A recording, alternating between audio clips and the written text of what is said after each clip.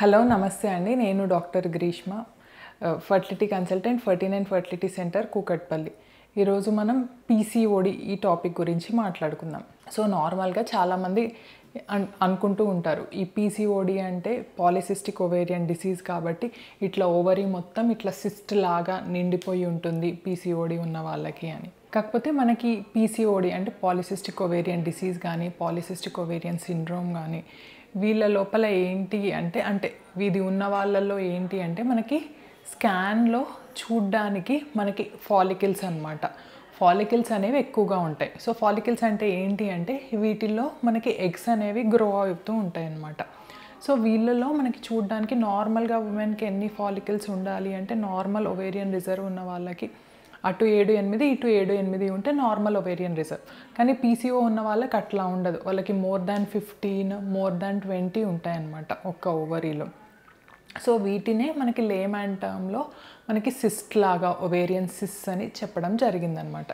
So అందుకే దీన్ని చాలా ఎక్కువ ఫాలికల్స్ ఉన్నాయి కాబట్టి పాలిసిస్టిక్ ఓవేరియన్ డిసీజ్ అని అంటారనమాట. సో ఇది అనేది చాలా కాంప్లెక్స్ అనమాట.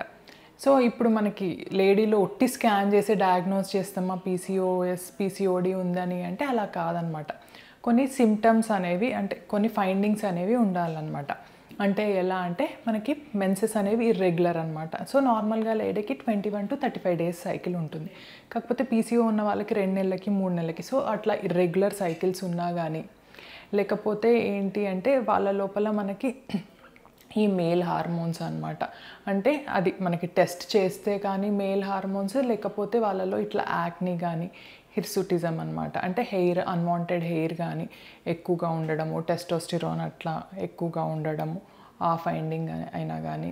సో లేకపోతే మనకి స్కాన్ చేస్తే ఇట్లా పీసీఓడి అనమాట. సో ఇట్లాంటి ప్రాబ్లం ఉండడం కానీ సో ఇట్లాంటి వాటిల్లో మనకి ఏ 2 ఉన్నా కూడా యూజువల్గా మనం పీసీఓడి కింద డయాగ్నోస్ చేస్తామన్నమాట. సో మనకి పీసీఓడి అనేది ఏంటి అంటే యూజువల్గా మనకి అడోలసెంట్ నుంచి స్టార్ట్ అవువచ్చు అనమాట ఈ PCOD problem.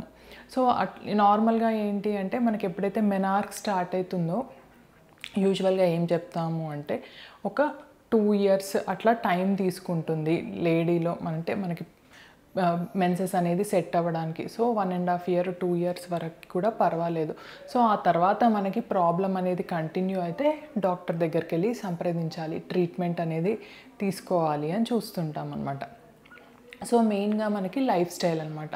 So life style modification అనేది చాలా ఇంపార్టెంట్ అనమాట ఈ పీసీఓడి ఉన్న వాళ్ళలో. మనకి ఏంటి అంటే దీంట్లో హార్మోనల్ ఇంబ్యాలెన్స్, ఇన్సులిన్ రెసిస్టెన్స్ ఇవన్నీ కూడా ఎక్కువగా ఉంటుంది కాబట్టి మనకి ఎగ్ గ్రోత్ అనేది సక్రమంగా జరగదన్నమాట.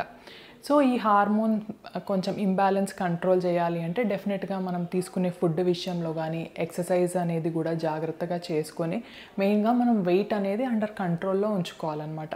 వెయిట్ అనేది పెరిగితే మళ్ళీ ఇది ఒక సైకిల్ లాగా అనమాట. మళ్ళీ హార్మోన్స్ అనేవి ఇంబ్యాలెన్స్ అయిపోయి మళ్ళీ ఇన్సులిన్ రెసిస్టెన్స్ అనేది ఎక్కువైపోయి సో మనకి ఎగ్ అనేది గ్రోత్ అవ్వకపోవడం, మనకి సైకిల్స్ అనేవి రెగ్యులర్గా అవ్వడం. సో ఇదంతా ఒక చైన్ లాగా కంటిన్యూ అవుతుందన్నమాట. సో కంపల్సరీ పీసీఓడి ఉన్నవాళ్ళు exercise, life style, so food control so ఇట్లాంటివన్నీ కూడా ఇన్కల్కేట్ చేసుకోవాలి. Thank you.